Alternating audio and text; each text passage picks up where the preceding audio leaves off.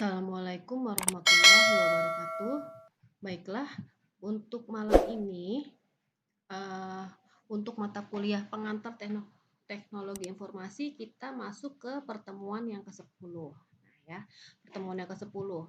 Nah, untuk malam ini materi yang akan kita bahas adalah mengenai sistem telekomunikasi, media telekomunikasi, dan jaringan atau networking ya. Kita langsung masuk ke bagian telekomunikasi dan jaringan.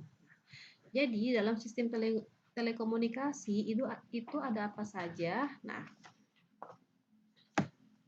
di sini disebutkan bahwa di dalam sistem telekomunikasi terdapat ada perangkat keras, media komunikasi, jaringan komunikasi, perangkat lunak komunikasi, penyedia komunikasi data, protokol komunikasi, dan aplikasi komunikasi. Nah, fungsi dari sistem telekomunikasi itu sendiri adalah untuk mengirim dan menerima data ya dari satu lokasi ke lokasi yang lainnya. Jadi, dengan menggunakan sistem telekomunikasi, kita bisa mengirimkan informasi dan juga membangun penghubung antara si pengirim informasi dan si penerima informasi. Nah, di dalam sistem telekomunikasi itu yang pertama ada perangkat keras ya. Nah, perangkat keras di sini kan berarti kita kemarin udah belajar hardware ya. Hardware ya, berarti kelihatan ya alatnya perangkat keras. Nah, perangkat keras di sini maksudnya adalah terdiri dari komputer ya. Komputer. Selain komputer, modem. Nah, itu masuk ke dalam perangkat keras. Lalu ada lagi yang untuk menghubungkan antar komputer supaya bisa berkomunikasi dengan komputer yang lain itu kartu jaringan ya atau NIC Network Interface Card. Ada hub dan ada kabel. Nah, itu yang termasuk ke dalam perangkat keras.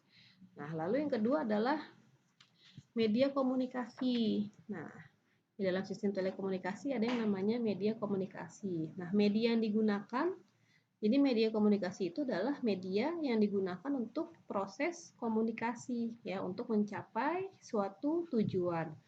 Nah, misalnya bisa lewat audio atau lewat visual atau bisa juga audio visual. Nah, kalau audio kan berarti lewat pendengaran ya. Misalnya untuk menyampaikan komunikasi atau informasi lewat audio itu contohnya yang lewat pendengaran telepon, radio, atau tape recorder ya. Nah, kalau visual itu berarti lewat penglihatan. Nah, lewat penglihatan saja, tidak ada suaranya. Contohnya itu surat ya atau surat kabar atau surat ya. Nah, kalau lewat audio visual berarti bisa dilihat dan bisa didengar. Misalnya seperti televisi, bisa dilihat dan dengar internet atau HP ya, smartphone ya. Bukan kalau telepon biasa masuknya audio saja. Telepon zaman dulu ya, telepon rumah. Nah, kalau yang audio visual itu HP masuknya ke audio yang visual, bisa dilihat dan bisa didengar. Jadi kalau media komunikasi di dalam sistem komunikasi data dan jaringan, nah itu adalah perangkat yang membawa suara atau yang digunakan untuk transmisi data atau pengiriman data. Nah, nanti contoh media transmisinya nanti akan Ibu jelaskan di slide yang selanjutnya.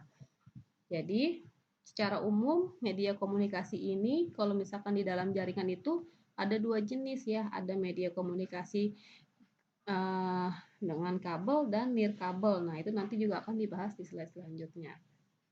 Sekarang kita lanjut ke jaringan komunikasi. Nah, jaringan komunikasi di sini maksudnya adalah terdiri dari ada dua, yaitu jaringan peer-to-peer dan jaringan client server. Nah, mungkin ada yang udah tahu ya jaringan peer-to-peer itu apa atau client server. Kalau yang jaringan peer-to-peer itu adalah model jaringan yang dapat memberikan kedudukan yang sama terhadap komputer ya. Jadi kalau di dalam jaringan peer-to-peer ini tidak ada yang bertindak tidak ada komputer yang bertindak sebagai server atau klien ya. Server itu penyedia data dan klien yang meminta data. Jadi tidak ada penyimpanan yang bersifat umum. Nah, jadi walau peer-to-peer itu antara komputer satu dan komputer lainnya bisa langsung saling berinteraksi. Misalkan komputer A ingin mengakses komputer B, bisa langsung dari A ke B. Komputer B ingin akses komputer C atau sebaliknya. Nah, itu jaringan peer-to-peer ya. Jadi, jaringan peer-to-peer itu biasanya minimal komputernya itu biasanya tidak terlalu banyak ya, tidak lebih jumlahnya itu tidak terlalu banyak. Dan jaringan model peer-to-peer ini lebih murah dari model yang jaringan client server. Oke, yang selanjutnya adalah jaringan yang kedua di dalam jaringan komunikasi adalah jaringan client server. Nah, kalau jaringan client server ini dia artinya memiliki ada yang namanya komputer client dan ada yang namanya komputer server.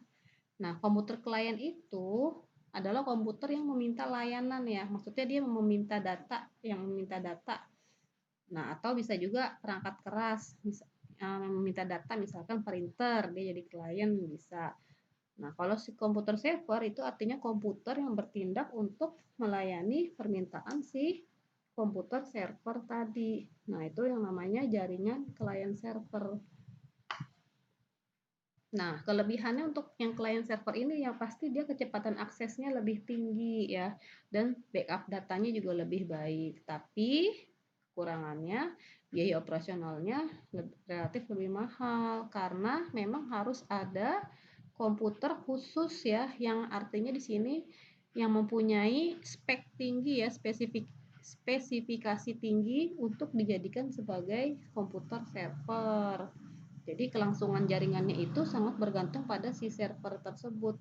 Kalau servernya mengalami gangguan, maka keseluruhan jaringannya juga akan terganggu. Nah, kalau client server seperti itu.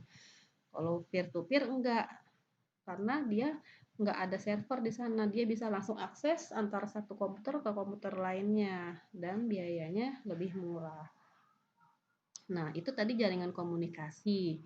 Nah, yang selanjutnya adalah perangkat lunak komunikasi. Apa itu perangkat lunak komunikasi? Nah, perangkat lunak komunikasi di sini maksudnya adalah software yang digunakan untuk membantu proses komunikasi data. Nah, misalnya softwarenya, misalkan kalau operating system ya atau sistem operasi itu adalah ada yang tahu nggak software apa atau operating system apa yang digunakan untuk jaringan? Nah, ada contohnya ya, kalau dulu itu ada Windows NT Server atau dan ada juga Novel Network. Banyak ya, selain itu ya ada Windows 2000 Server ya, terus sekarang yang terbaru mungkin kalian coba cari tahu ya. Nah, software software yang digunakan untuk membantu proses komunikasi data. Tadi itu perangkat lunak komunikasi ya. Jadi nanti dia yang akan bertugas untuk mengontrol aktivitas input dan output dan juga mengelola fungsi lainnya di dalam jaringan komunikasi. Nah, selanjutnya adalah penyedia komunikasi data. Nah, penyedia komunikasi data di dalam sistem telekomunikasi itu maksudnya seperti apa ya? Nah, jadi penyedia komunikasi data di sini adalah mungkin ada yang tahu ya, Internet Service Provider atau ISP, yaitu penyedia jasa layanan koneksi internet. Nah, itu contohnya dari penyedia komunikasi data. Jadi penyedia layanan jasa koneksi internet ya. Contohnya banyak ya, ada IndiHome ya, contohnya untuk penyedia ISP, Internet Service Provider, atau kalau dulu tuh ada Telkomnet Instan. Nah, itu penyedia komunikasi data. Sekarang kita lanjut ke protokol komunikasi. Nah, protokol komunikasi itu apa sih di dalam sistem telekomunikasi?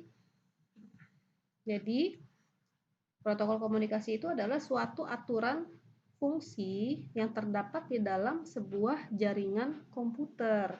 Nah, misalnya seperti ingin mengirimkan pesan, ya, atau ingin mengirimkan data dari klien ke server atau sebaliknya, atau ingin mengirimkan informasi. Nah, itu dibutuhkan yang namanya protokol komunikasi, yaitu bagaimana supaya komputer tersebut bisa saling komunikasi, ya, bisa saling komunikasi dan juga supaya komunikasinya itu dapat berlangsung dengan baik dan benar. Nah, makanya dibutuhkan yang namanya protokol komunikasi atau protokol jaringan. Nah, di sini contohnya banyak nih protokol komunikasi atau protokol jaringan. Yang pertama ada protokol Ethernet ya, contohnya protokol Ethernet. Nah, jenis protokol ini, protokol internet, Ethernet ya, bukan internet, Ethernet. Nah, ini adalah jenis protokol yang pertama. Protokol ini merupakan sebuah protokol yang memang harus diakui paling banyak digunakan. Nah, Ethernet ya, Ethernet ini menggunakan metode aksesnya ya, dikenal dengan istilah CSMA atau CD, yaitu Collision Detection atau Carrier Sense Multiple Access. Nah, selanjutnya selain protokol Ethernet, ada juga protokol local talk ya, protokol atau local talk. Nah, protokol jaringan ini dikembangkan oleh perusahaan Apple ya, local talk oleh perusahaan Apple. Biasanya ditujukan untuk komputer Macintosh ya, Macintosh. Nah, yang selanjutnya adalah protokol token ring. Nah, protokol token ring ini pertama kali dikembangkan oleh perusahaan IBM. Nah, kalau local talk kan Apple ya. Kalau token ring IBM. Nah, tahun 80 itu pertama kali dikembangkannya. Nah, yang selanjutnya ada protokol FDDI atau Fiber Distributed Data Interface. Nah, protokol ini digunakan untuk menghubungkan beberapa komputer dengan tipe area lokal yang meliputi wilayah dengan jarak yang jauh.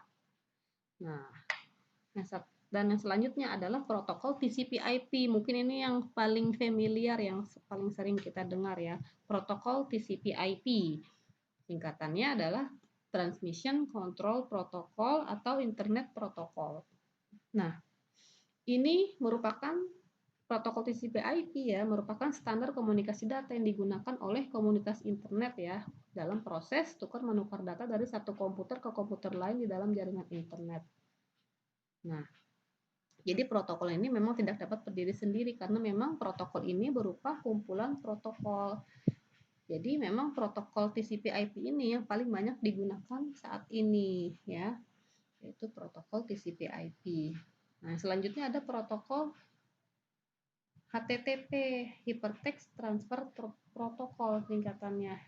Hypertext Transfer Protocol, HTTP ya, protokol yang digunakan oleh World Wide Web ya atau www sebagai identitas utama dalam jaringan internet yang sering digunakan untuk mengakses sebuah situs atau website. Ada lagi yang namanya protokol FTP atau File Transfer Protocol. Nah, banyak ya. Itu tadi macam-macam contoh dari protokol. Yang selanjutnya adalah aplikasi komunikasi. Nah, kalau aplikasi komunikasi ini adalah aplikasi yang dapat digunakan untuk kita bisa berkomunikasi. Contohnya apa? Ada yang tahu? Ya, kalau aplikasi apa? Email ya, atau yang sering kita gunakan sekarang ini yang paling terkenal itu adalah WhatsApp ya, aplikasi WhatsApp. Telegram bisa juga. Nah, kalau dulu sebelum ada WhatsApp dan Telegram, kita menggunakan Yahoo Messenger. Mungkin ada yang mengalami ya zamannya Yahoo Messenger atau YM ya. Skype. Nah, kalau sekarang YM, Skype, BBM ya. Dulu kan BBM BlackBerry Messenger, YM, tapi sekarang mereka sudah tersaingi ya, sudah tenggelam ya, sudah tidak ada, tergantikan oleh WhatsApp, Telegram, dan Instagram. Itu contoh aplikasi komunikasi. Nah, selanjutnya kita masuk ke dua sisi sistem telekomunikasi. Ada dua yang pasti, ada si pengirim informasi, yaitu transmitter of information, dan si penerima informasi, receiver of information.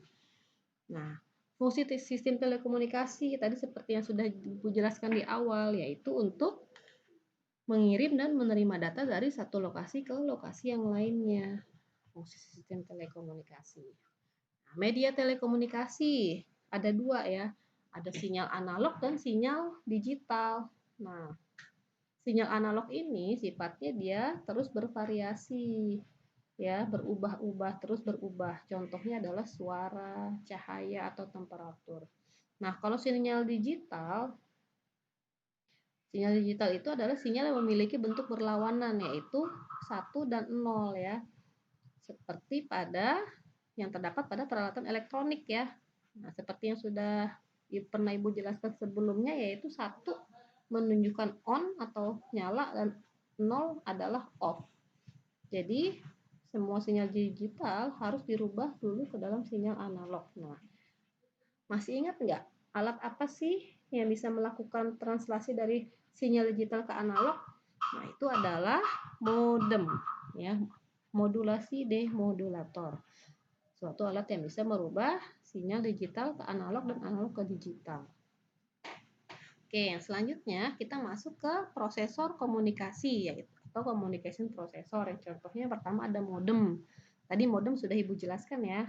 Apa itu modem? Modulasi, demodulator. Nah, yang kedua ada multiplexer.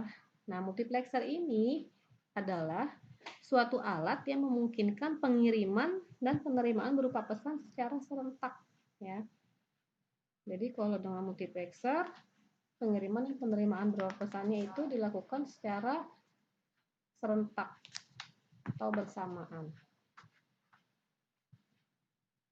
Nah, lalu ada front end processor. Front end processor ini sebenarnya merupakan suatu komputer kecil ya, atau mini komputer biasanya disebutnya. Dia bertanggung jawab untuk pengumpulan, pengolahan data, dan pencetakan informasi ya. Jadi front end processor ini adalah alat untuk mengkoordinasikan dan mengendalikan komunikasi data pada host komputer. Nah, komputernya itu berukuran kecil.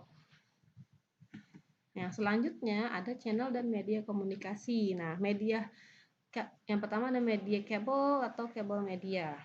Nah, contohnya ada twist pair wire. Twist pair wire ini adalah kabel twist pair ya. Kabel twist pair. Nah, mungkin di sini kalau yang sehari-harinya bekerja di dalam menangani jaringan komputer pasti tahu kabel twist pair ya, atau kabel UTP. Kabel twist pair itu adalah kabel pasangan berpilin ya. Kabelnya itu berpasangan dan berpilin atau berbelit. Nah, terdiri atas dua kawat yang disusun dan disekat dalam suatu pola spiral beraturan. Itu kabel twist pair ya.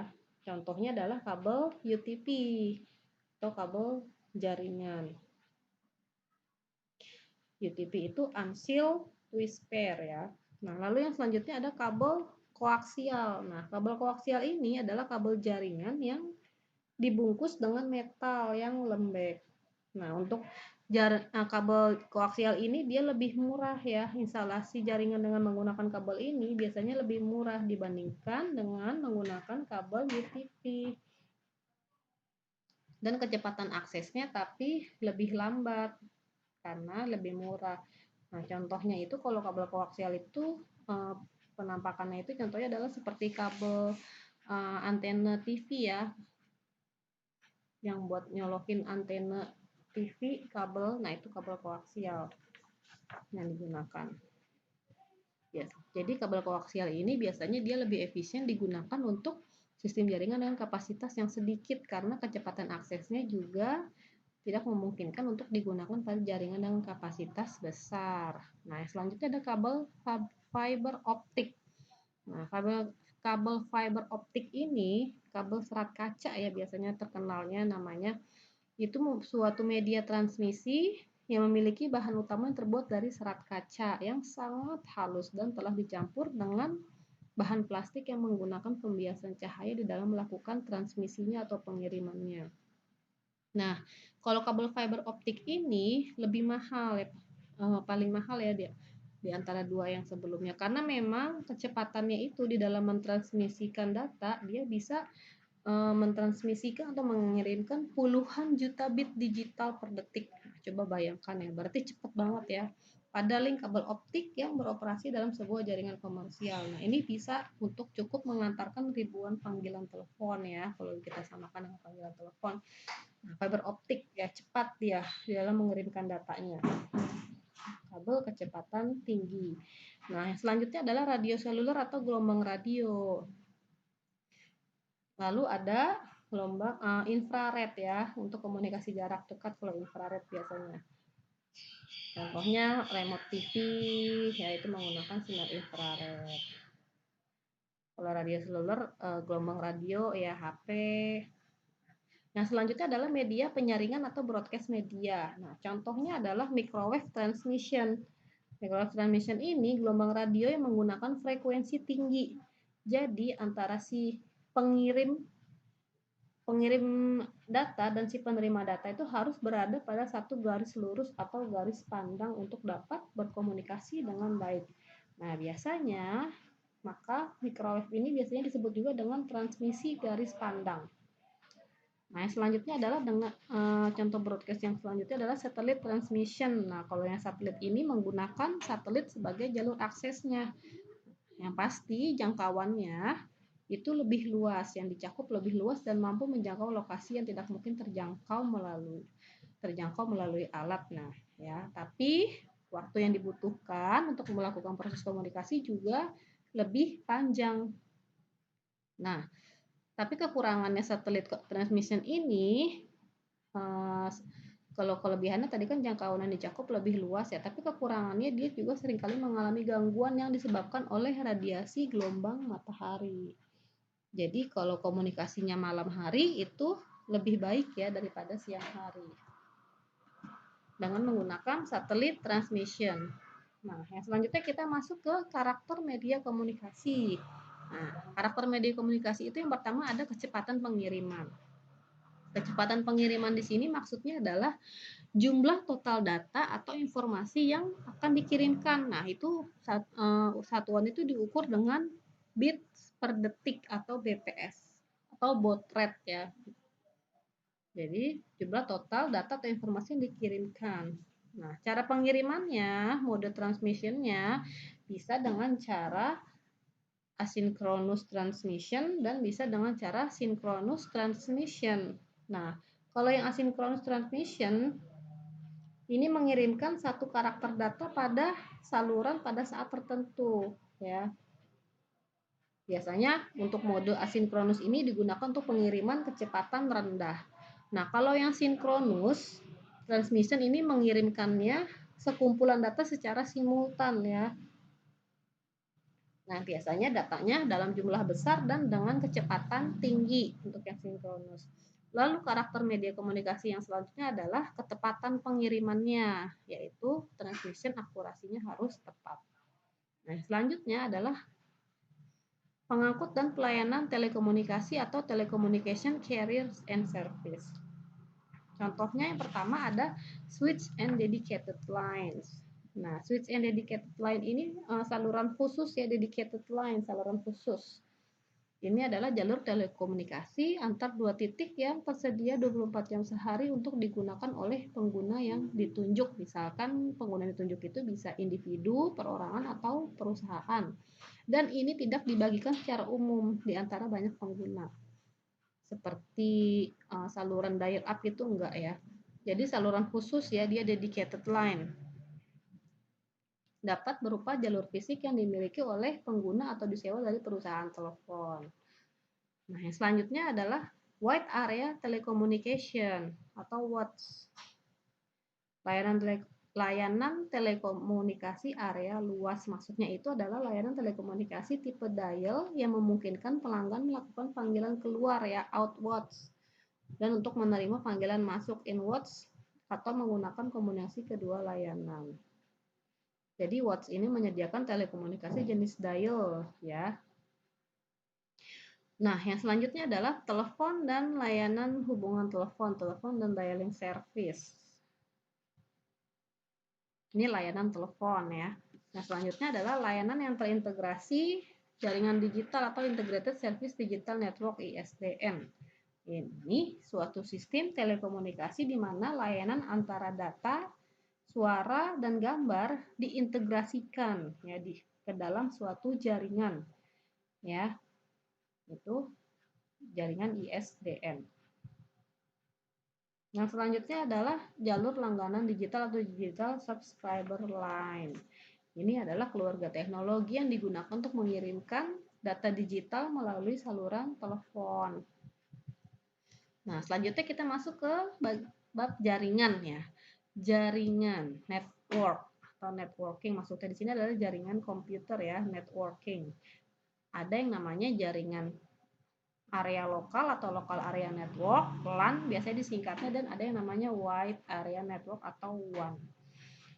Contoh LAN itu ya contohnya wireless, local area network, WiFi. Jadi LAN itu jaringan yang ada pada lokasi tertentu, misalkan di dalam satu ruangan atau di dalam satu gedung. Nah, itu menggunakan LAN. Nah, contohnya WiFi ya, wireless local area network atau WLAN, atau teknologi Bluetooth ya. Kalau Bluetooth hanya bisa di dalam satu ruangan aja, nggak jauh, nggak lah, jaraknya itu nggak boleh lebih dari sekian meter ya, 20 meter kalau nggak salah. Lalu ada lagi Private Branch Exchange atau PBX. Nah, ini penyedia layanan telepon yang melayani pertukaran telepon dengan pusat di dalam suatu perusahaan dan menjadi penghubung antar telepon dari publik ke telepon perusahaan atau jaringan telepon dari perusahaan ke anak perusahaan lainnya di area yang lebih luas untuk publik. Tapi hanya di gedung ya, di gedung-gedung perkantoran biasanya ya. Perangkat PABX itu terhubung ke penyedia layanan telekomunikasi publik. Nah, yang selanjutnya ada wide area network atau WAN. Nah, kalau WAN ini dia merupakan jaringan yang tersebar ke beberapa lokasi. Nah, aplikasi lain dari WAN itu adalah MAN, Metropolitan Area Network. Contoh WAN di sini adalah Value Added Network. Value Added Network atau VAN, jaringan nilai tambah. Ini penyedia jaringan pribadi yang berfokus pada penawaran layanan jaringan ya. Nah, kalau yang Virtual Private Network atau VPN, jaringan pribadi virtual. Suatu jaringan pribadi menggunakan media jaringan publik untuk menghubungkan antar remote site secara aman. Itu VPN, jaringan pribadi virtual. Oke, sepertinya materinya malam ini hanya sampai sini ya, sampai jaringan. Ibu akhiri, semoga penjelasannya dapat dimengerti. Apabila ada pertanyaan, silakan langsung ditanyakan. Oke, Ibu tutup pertemuan kita malam ini dengan mengucapkan alhamdulillah, alhamdulillahirabbil alamin. Assalamualaikum warahmatullahi wabarakatuh.